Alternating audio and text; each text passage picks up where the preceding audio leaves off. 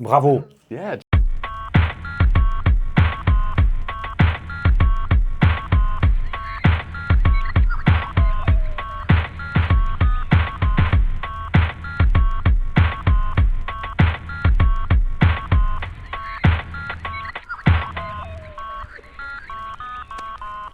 Welcome to Bartender at Large. I'm your host, Erick Castro, and as usual, I'm joined by some of the biggest names in the industry. With me today, Emmanuel Delafon from Chartreuse. I'm the president. Ria Soler, Frederick Wildman. I work for the importer of Chartreuse. all right, guys. First, I want to say thanks for coming on. As a big lover of Chartreuse, it's one of those things that I remember never hearing about it years ago, and then now I couldn't even imagine trying to run a bar without this stuff. But anyways, there's so much history that's in this bottle, and it seems like so many bartenders out there love it but don't know much about it. Do you mind telling us a little bit about the history? Sure, well, it's a long history. It started in 1084 in the mountains of Chartreuse. It's really important to say that Chartreuse in French means three things. The first is the mountains, which is around the Alps, so southeast of France. And a guy called Saint Bruno came into the mountains of Chartreuse in 1084 to set up a monastery, to get kind of out of a life, the normal life retreat, because he thought back then that the life was too hectic. Life without iPhones and cars, but still, it was too hectic. So the thing is that he set up that to pray for mankind. That was their motto, which is engraved on every bottle of Chartreuse, that you can see the globe, the Carthusian globe, which simply means it's in the middle of every bottle or on the glassware, which simply means the world is turning, meaning we're all really busy with our activities, while the cross is standing stable. And these guys are only praying for mankind. If only all the bartenders knew that had that tattoo what it actually meant. I know. They're like, oh, I thought it was a julep strainer. Yeah, shit. Well, it's a powerful message to mankind. So it's not like a judgment call on what we're doing. It's just, this is a link between what they do in their monasteries and what we are doing with our activities. So I think it's a beautiful link. And the liqueur obviously came way after, in 1605, in a way for the monks to have a sustainable life because they would like to be independent for many others. So they started to do the liqueur first in 1605 by receiving this secret manuscript, which is kind of fantastic story and nobody knows where it's coming from. And then later by doing first the elixir and then the green chartreuse in 1764. So a bit more than So this is the newer one. No, this one is actually newer. No, but I mean 1760. Yeah, exactly. Yeah, it's only 250 years old. Oh, shoot. Baby. It's a baby. Yeah. It's a baby liqueur. So it's like, I know one of the legends that we hear as bartenders is that nobody has was it the two guys who have the recipe, they're not allowed to be in the same room at the same time, or they can't travel together? That's more right by the latest part. It's true that Don Benoit and Brother Jean-Jacques were the two makers of Chartreuse that are the only one able to go out of the monasteries, by the way, because it's a closed monastery, to go out to make Chartreuse in the Voiron distillery. They are not traveling together. They have a car, in separate car, and we never put themselves in a situation where they can go, in a bad situation together, because we will be really in a problem, because we don't know how to make Chartreuse. They know.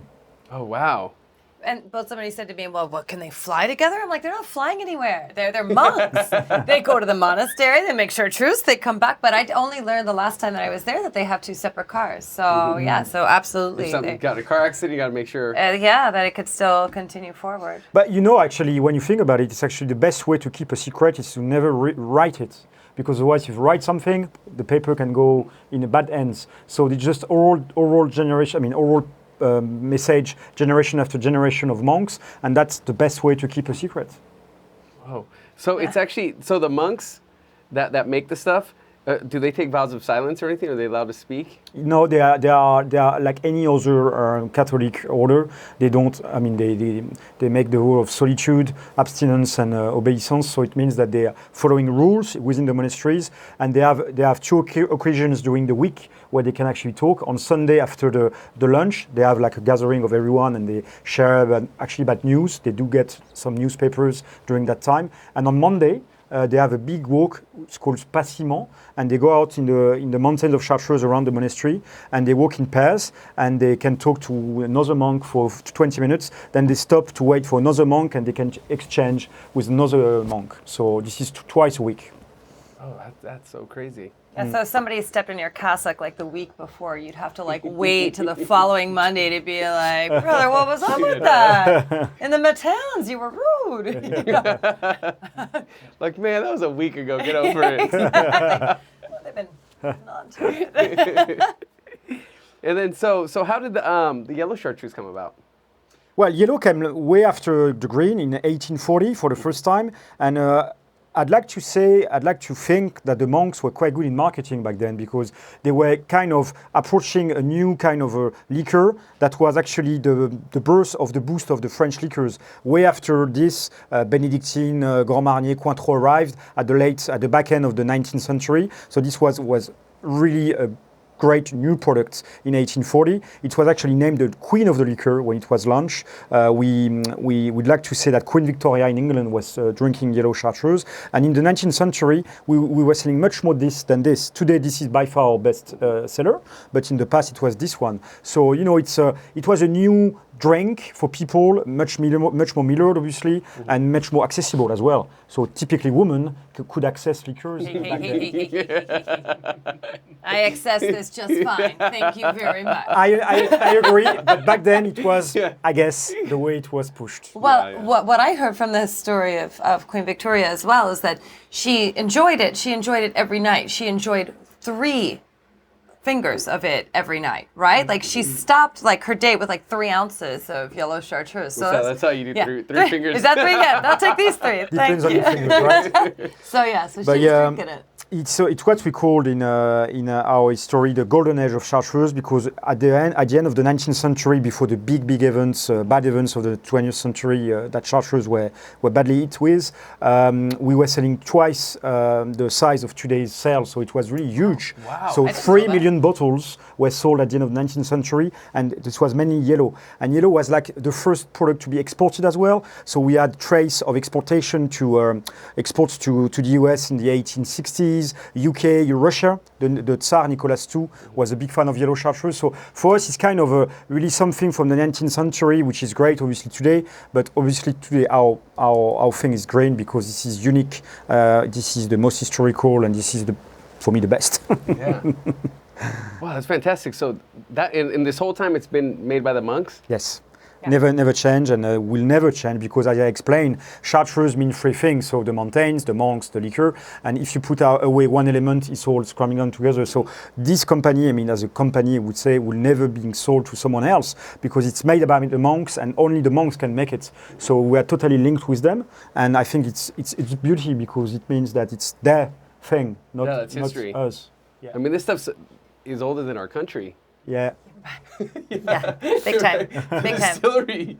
Yeah. Well, and if you think about how long the monks have been around, since 1084, it's almost 1,000 years. I mean, how many things can you think of that have been around for 1,000 years? It's pretty incredible. And it's a good way also to phrase it, because there's a lot of old things in Europe, like that maybe older than 1,000, but there are museums, there are churches that sometimes are not in good conditions.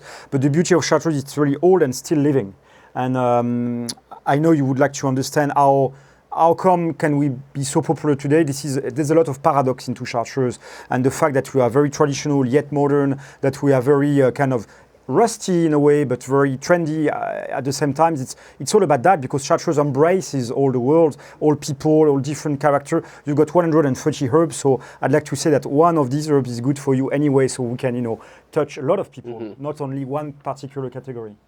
And then, so let's go into the production. Sure. How is it like from the very beginning to when when the bottle goes on the shelf? Sure. Yeah. Let's I mean, you can't. Let's see. Yeah. Let's see what you'll get out of it. Yeah. Almost 3 years. I know you guys have secrets. Okay. I know you guys have a lot of secrets. No, we don't have secrets, because have secrets. I'd like to say as much as I can, but I know very little. Meaning the 90% for me of the secret recipe, or the kind of the making of Chartreuse, is based in the monastery, in the herb room, where the 130 herbs arrive in the monastery in different kind of boxes. So I've been lucky enough to see that room once in my life, and it's like a big room full of boxes, wooden boxes, 130. I saw the 130th box, so this is true. This is 130 botanicals.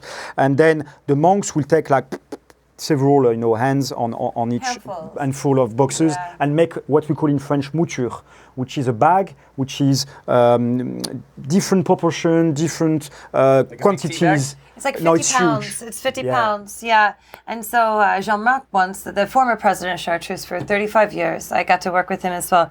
He said to the monks once, they had the 50-pound bags. He said, Father, well, if you want, we could make a bigger bag for you, and like that, it is not so difficult for you to make it. And things have changed. And the monk said, but no, c'est Chartreuse. We have always done it this way. We will do it this way. So they're 50-pound bags because that was as much as the monk could carry to get over to the stills. So yeah, they put all of the herbs, but not all the same herbs. It's not 130 into one bag, because I liken it to like if you wanted to make I have heard that. They make it like little batches, then you combine them, right? Yeah, well, and there has to be a maceration as well, because you can't distill a green color. If you're going to distill something, the color is going to come out of it. So it takes 6 separate distillations. Again, I keep waiting for Emmanuel to kick you under the table and be like, no. This is I'd be nice. this is all right. I'd be nice because again we don't know much. So for me the secret is in the herb room where all the herbs are mixing together. Then we are totally blind in what we're doing, because then it's kind of techniques, and they said this. I mean they simply say just follow what we said, which is distillation, maceration, infusions for 5 weeks to make green chartreuse unaged. So that's a very complex product, because if you think of our friends on the market, sometimes you can make it, bottle it the next day. This is 5 weeks of process, different distillation, maceration to make chartreuse. Before it ages. Before it ages. As Ria mentioned, this is the final maceration that gives the natural color. And they are very proud about the natural green color of chartreuse, especially the green, because yellow, they are also other products naturally yellow, but green. Yeah, green, green, cheap stuff. You can just get it by the bag. Green for them is a very it's really their signature, if you want. So and then aging is also very complex. Many years. Again, I'm not too sure about how many years I should tell you, because I don't know. And also what we can say, Ria, is that not only we don't know about the aging, but also they are blending batches together. So, for example, a batch that was distilled and put into the cellar in 2010 could be blended at the end with a batch from 2011, etc. So there's no guideline, and at the end of the day, do we care? This is the best liqueur in the world, so that's fine. It's we know it's aging. Aging is really important for chartreuse, because you have the balance between the plants, the sugar, and the alcohol. And without aging, chartreuse won't be as good as this. And then, what are can you tell us some of the herbs? Because I mean, there's stuff we can guess. Are there any that they can tell us? There's 130 herbs in it. If you can throw an herb at the wall, I can't even say 130 herbs. Like if you say an herb, I'll say yes. Let's play that game instead. If we make a list all three together right now, you probably end up at 40 or 50, which is good enough. Yeah. But still, 130, that's a lot. But for sure, alpine herbs were there. But don't forget that in 1605, when they received the manuscripts, it was a very interesting time for Europe, because Americas was just discovered, the roots of India was opened. The spice route. So there's a lot of herbs coming still today from like we said, the New World, and that's for sure. So that's a worldwide product in a way, made by monks in the mountains of Chartreuse. Yeah. I mean, saffron, when I think about it, it's expensive today. Yeah. So to think of how expensive and how difficult it would have been to get in, There's actually some really beautiful 150 saffron years ago, fields right by the monastery. Are you serious? So it grows. Yeah. It's kind of a beautiful thing to see these big. I know the monks got smart. We're like, well, let's just grow it here. We got that. We got that. I think it's important, speaking of the herb thing, the thing that we were talking about the difference between chartreuse and gentian, because obviously gentian is a mountain herb that grows there, and a lot of people make gentian, and the difference between. With Genepi, you mean? But Genepi, exactly. Well, I know there's a big craze about Genepi in this country for good reason. Genepi is a really nice drink, but in France, it's really considered as a really simple drink. Like every person in the Alps are making their own Genepis, because like a limoncello. It's like a maceration, in alcohol of 40 roots of Genepi. It is one root, and this is 130. So the complexity of chartreuse is way wider and much more interesting, to be honest. So never drink Genepi after chartreuse, because you can't feel it. It's too easy. So it's coming from the same world, because it's Alps, but it's nothing to do with chartreuse. It's monks actually making great Genepi, but it's not available in the US. We have Genepi, the chartreuse. Oh, were you guys ever going to sell it here in the States? No, we don't. we will stay with those SKUs, which is green, yellow, and the equivalent for VPs, which is extra aging. Because the TTB would want to know what's in chartreuse if we brought in anything else. Yeah, I heard about and we that. don't know. So we can't. It's a stalemate scenario. So then what's tell us a little bit about the VEP and how that differs. Well, VEP, the difference, there are not many differences. This is the same product, but aged for many, many years. So the aging will add something which is the mellowness of the products, because the time for Chartreuse is really important, either within a barrel or inside the bottle, because it keeps actually aging in a way in the bottle, which is fantastic. It's really important for the sugar to be very integrated within the plants and the alcohol. So the Chartreuse in time and the VEP, by being in small barrels of 600 or 800 liters, so very small, it gets a lot of air, and it's much better for the palate, the profile. So VEP is very, very small allocation. It's 25,000 bottles for the whole world every year, and France itself drinks 18,000 of that, because we like VEP there. And US, for example, you get only 4,000, so it's very limited, very limited. Those monks, just sitting around, they need to get to work. Yeah, well, it's a good work. Just kidding. I'm happy.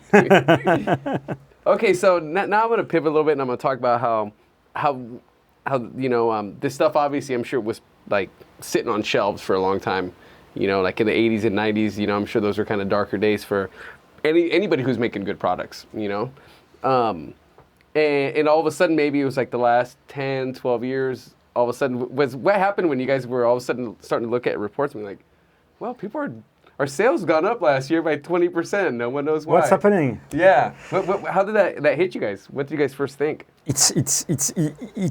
It's crazy. Honestly, there are many reasons I think for that. I can't tell you one more than another one. I guess what we did in France was to make the brand cool again in the Alps, starting with where we were good at, around Grenoble. So going back to the Alps, in the ski resorts, making Chartreuse as a cool brand, not the brand of the grandfather who were drinking that after dinner by the chimney, because it was used like that in France. And for the export, I guess US has a very, very particular, I would say, relationship with Chartreuse. In the 70s, it was really used in California with the swamp water. Swamp water. You know about this? With the Let's students. hear about it. Oh, so swamp water, this was the heyday of Chartreuse in the 70s. You could actually send away for a kit. And the whole advertisement for it was a little creepy. It said, "Do you dare ask your date to a swamp water party?"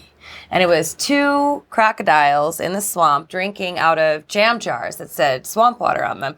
And the whole premise was that you get your date really drunk on green chartreuse and pineapple and lime, sort of the precursor to the chartreuse swizzle. Yeah. And then you could take advantage of her. And you could send away for these kits and have these parties where there were also sort of like Twister type games where you'd have people over and be a bit of a 70s party. Yeah, so that was, Swamp water. Yeah. very short term, I guess, wins. I don't think the monks knew that was happening. The monks didn't know that was happening, right? No, they didn't know, and also this is what I guess we were not good in managing the short term, because it was really short term, like a little boom. But it and we don't like spiked, this. right? Yeah, it was actually really, really high sales back then. Yeah. And then it's like this, it went down, and then for many, many years, my predecessor, visited US, tried to understand how can we make it again in a better way, and he found a lot of pockets in the US. Can be the artists, can be the musicians. Vesuvio. Yeah. And those guys were liking Chartreuse because of what it is, and only like the heritage, the story, and because it hasn't changed. But obviously there was no cocktail back then, or not the trend we're having now. Yeah. So the boom we having is a lot of elements, but obviously the cocktail and I would say the craft is definitely that. I mean, if you can talk about a craft product, this is this. But and a few other nice things, like Tarantino in 2007 in the Death Proof movie, he made a great scene with using Chartreuse, and he said now the famous quote, "The liquor is so good they name a color after it." And for us, it was not the reason why Chartreuse was cool again, but obviously that contributed in some aspects. So I remember bartending at the time when we saw that movie, we were like, "Hey man, what the hell is that stuff? We got to find it." We never did.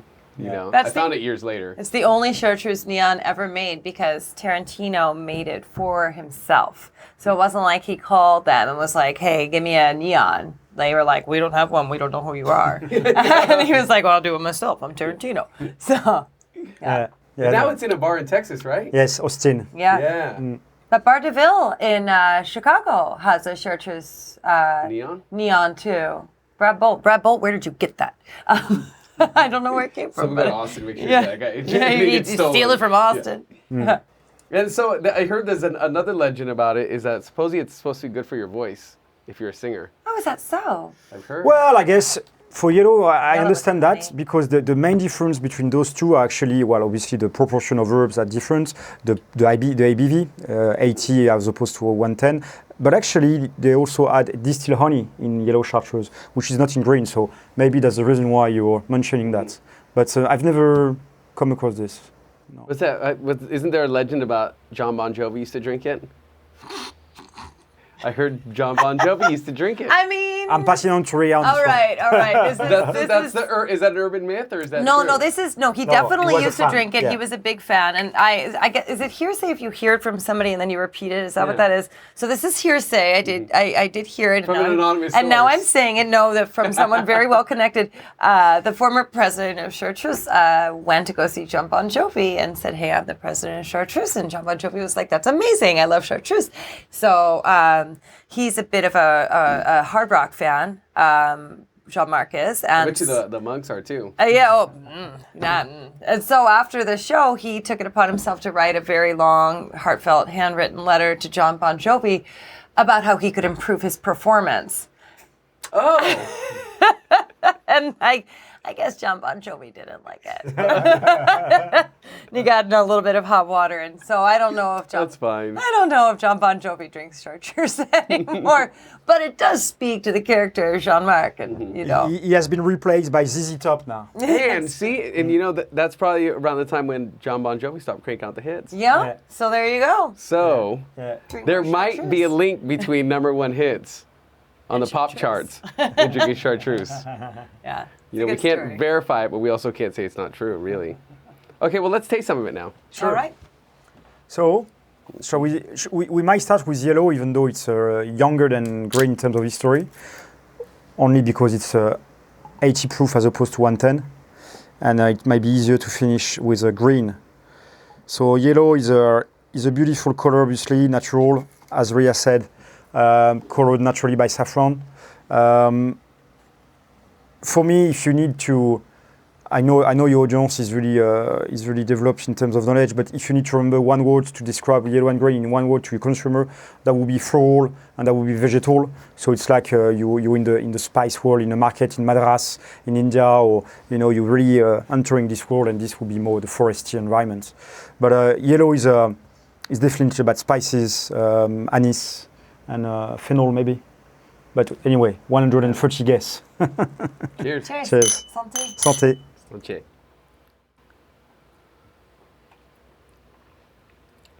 Oh, it's beautiful. In France, we love to use yellow as an after dinner drinks, and more than that, as a dessert, as a complement. If you're not fancy pudding because you have too much food, just have yellow on ice, and that's a perfect dessert. You got everything you need to finish off your meal. And this is the way we're using it in France. And it's really popular. I mean, people really like yellow on ice. Plus, it's always better to drink your dessert than it is to eat it. Amen. You know? Amen to that. If you put booze in a dessert, I'm going to buy it. Otherwise, Yeah. not so much. Or you can pairing as well. You can pair Yeah. yellow with any kind of tart, or tarte tatin, or fruit base, basically. It's good on pebble ice. that Scotsman stuff's ice and yellow Chartreuse is like a fancy grown-up slushy, like snowball thing. It's pretty tasty. You know, another thing I like about Chartreuse is that I feel like a lot of other brands that are newer, like newer liqueurs, they try to craft these like fake histories, you know? And it's not just now. I mean, it's been happening since, the 40s, 50s, or maybe more 50s and 60s on. And Wayne Curtis wrote a really long article in the Atlantic Monthly. You can Google it, about how all these brands, how everybody thinks we're around a long time. And it's like, it's cool to see something like Chartreuse that Like, you don't have to make it up. Like, the story is real. That's what I tell people when I do trainings. I'm like, it seems a little like Disneyland, especially when I show pictures of the monks in their cassocks, like going about their business, or the aging cellars. I'm like, guys, I'm not making it up. I've been there. It's 100% a true story. And the proof is in the pudding, you know, in the spirit. And something that I think is really fascinating as well is that when I first started with this job, I thought, oh my God, isn't it amazing? The Chartreuse has been unchanged for hundreds and hundreds of years. And Jean-Marc, again, disapproved me of that notion, and he said, no, Chartreuse is always evolving. It's the same thought and recipe, but it's different men's hands that touch it each time. It's like wine, Yeah. which is really interesting because obviously it's so natural that you can't compare one bottle to Different another. herbs, yeah, So different- batches are always different, and monks make big impact because, as I said, they're passing on the message generation Orally. after generation. So nothing is written. Yeah, so one time, he says, when monkey is tired, he take one more handful of that, he put it in there, and now Chartreuse, tac, tac, it is different. Hey, how good's her accent? She's good. Okay. Yeah. I like when she's mocking me in French, you know. She actually speaks 3 languages, English, French, and French-speaking English. She's good. She's really good. Cheers to that. Cheers. But just to finish off on the story versus history, it's actually not a story because it is history. And for France, it's really important, for French people, so it's really important because every event linked to the Carthusians actually story of France, history of France. And that's really interesting. So that's why it's not marketing, because it's like facts that you can trace back as far as 1084. There was a Carthusian monk on the ship with Christopher Columbus. Yeah. He was, he was supposed to be his guide. So he was obviously not good at navigation. Yeah. But good at making Chartreuse. So there's that. Yeah. So green, obviously, it's amazing product because it's again the color is just naturally beautiful, and it's So good. emerald, and it's beautiful. it's really long. And you know, it's a nice burn. A nice burn is here. Look at that. It's like and it's 55%, but it never tastes hot. Well, that's something that they really look for, very, very quality base spirit as well. You know, they don't settle for a base spirit that is lesser than what they expect. Because if you are going to have something at that high a percentage of alcohol, it needs to be quality just to begin with, to layer everything on top of it. yeah. IAB is good. This is beet, by the way, and it's sweetened with beet sugar. Yeah, and then this is grape, and it's sweetened with distilled honey. So they sort of function, I think, because of knowing the difference in the sugars differently in cocktails. When you sort of hear that, you go, oh, I see why. Yeah, it makes total sense. Yeah. Especially because, you know, you go to some bars, and he's been talking about it, which I think has been really interesting to have, from a marketing standpoint, a product where you have 2 different products and they're called the same thing. You know what I mean? So you go into a bar and it's like, no, there's 2 of them. Yellow Chartreuse, green Chartreuse, they're just called Chartreuse, you know? So a lot of times you go into some places where maybe they don't know the difference, and they pull out the yellow for your last word or your green for the Alaska because that's what they have back there, and it functions so differently in the different drinks. And I think knowing the base spirit really... Yeah, I've speaks had a lot people of ask, why. like, people who are there, you know, when I'm making a cocktail for somebody and they're like, oh, what is that? And I tell them, I'm like, well, if it's called Chartreuse, why is it yellow? I'm like, well, the other one is Chartreuse. And then it's like, okay, yeah.